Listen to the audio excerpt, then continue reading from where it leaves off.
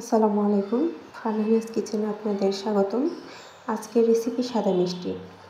আপনারা সচরাচর এটি হোটেল থেকে কিনে খান। আমার এই রেসিপি ফলো করে একবার বাসায় ট্রাই করবেন, দেখবেন এটি কেমন হয়। আর আমার চ্যানেলটি অবশ্যই লাইক, কমেন্ট, সাবস্ক্রাইব করবেন।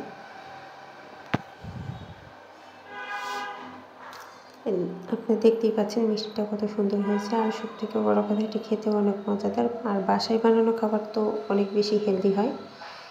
এর জন্য আমি নিয়ে নিয়েছি ছানা। এখানে আমি 3 পোয়া দুধের ছানা নিয়ে নিয়েছি।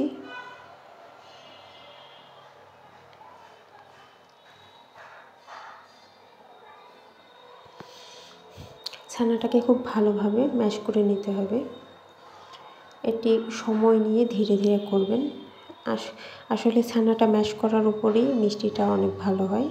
অনেকে ভালোভাবে ছানাটা ম্যাশ করতে পারে না বলেই মিষ্টি ভালো হয় না। আর ছানাতে যাদের মিষ্টি ভালোভাবে আটকায় না, শিরার মধ্যে দিলে গলে যায়, তারা গুঁড়ো দুধ কিংবা সামান্য একটু কর্নফ্লাওয়ার দিয়েও এটি বানাতে পারেন। আমি 1 চামচ গুঁড়ো দুধ দিলাম যেন মিষ্টিতে একটি আঠালো ভাব আসে ছানার মিশ্রণটাতে। এটি খুব সফট একটা ছানার মিশ্রণ তৈরি করতে হবে, দেখতে পাচ্ছেন ঠিক এভাবে। আর এই ছানাটাকে এখন আমি গোল গোল করে শেপ দিয়ে দেবো। আপনারা যতটুকু মিষ্টি সাইজ হয় তার থেকে অর্ধেক শেপ করে নেবেন, কারণ মিষ্টিটা জাল করার সময় অনেক বেশি ফুলে যাবে। এটি শিরাতে দিয়ে জাল করলে এমনি ফুলে যাবে। আমি এই সাইজের করে নিচ্ছি, বানানোর পর এটা আরও বড় হয়ে যাবে। এটি বানানো অনেক সহজ আর বানাতে অনেক কম সময় লাগে। সবগুলোকে আমি এভাবে গোল শেপ করে দেব। একটু সময় নিয়ে সুন্দর করে ভালোভাবে গোল করবেন। আমি এভাবে সবগুলো মিষ্টি গোল করে ঠিক এই শেপের করে নিয়েছি। আপনারা আপনাদের পছন্দ মতো শেপ দিতে পারেন, তবে মিষ্টিটা জাল করার পর বড় হবে, আমি এই সাইজেই রাখবো। এখন এটিকে শিরাতে জাল করতে হবে। আমি 1/2 লিটার পানি নিয়েছি।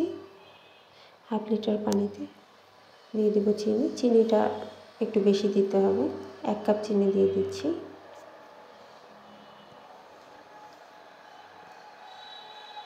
এটিকে প্রথমে কিছুক্ষণ ভালোভাবে মিশিয়ে এটিকে জাল করতে হবে।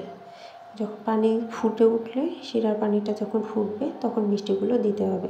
ঠান্ডা পানিতে কখনোই দিবেন না, শিরার পানিতে মিষ্টিগুলো দিতে হবে।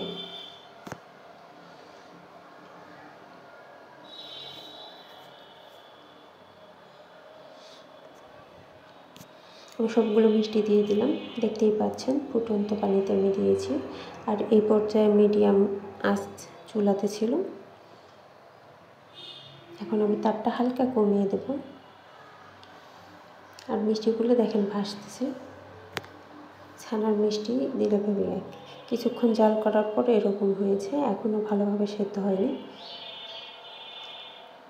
প্রায় 15 মিনিট জাল করার পর এই অবস্থা। মিষ্টিটা ভালোভাবে সেদ্ধ হয়ে গেলে তলিয়ে যাবে। আর কিছুক্ষণ জাল করে নেব। কিছুক্ষণ জাল করার পর মিষ্টিটাকে নামিয়ে আপনাদের দেখাবো। আর মিষ্টি অবশ্যই আগে বানিয়ে রেখে অন্তত 12 ঘন্টা পর খাবেন। এই যে মিষ্টিটা হচ্ছে বানানোর পরে এরকম লোক হয়েছে, দেখেন সবগুলো মিষ্টি শিরাতে ডুবে গিয়েছে।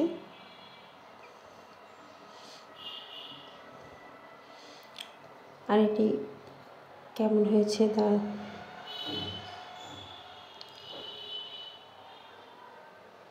দেখেন, লুকটা অনেক সুন্দর হয়েছে আর খেতেও অনেক মজাদার হয়েছে। আপনারা একবার বাসায় বানিয়ে ট্রাই করবেন।